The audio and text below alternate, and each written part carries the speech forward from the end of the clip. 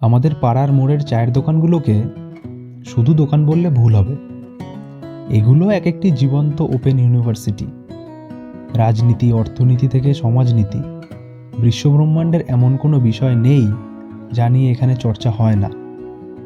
ট্রাম্পের টুপির রহস্য থেকে শুরু করে ইস্টবেঙ্গলের ডিফেন্স, সব বিষয়ে বাঘা বাঘা বিশেষজ্ঞদের দেখা মেলে এই কাঠের বেঞ্চিগুলোতে। এখানে এক কাপ চা আর একটা বিস্কুটের জাদুতে চোখের পলকে সরকার গঠন হয়। আবার চায়ের কাপ শেষ হতে না হতেই সেই সরকারের পতনও ঘটে।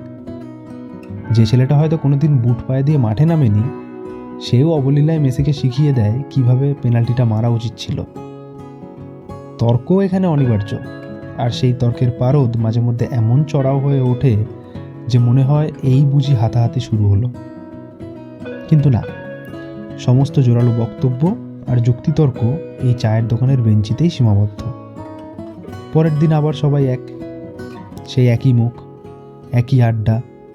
কেউ না এলে উল্টে তার খোঁজ পড়ে। আসলে এখানে কেউ চা খাওয়ার জন্য আড্ডা দেয় না, আড্ডা দেওয়ার বাহানায় চা খাওয়া হয়। এখানে সকলের প্রধান উদ্দেশ্য হলো এক কাপ ধোয়া ওঠা চা আর অনেকটা বেঁচে থাকা।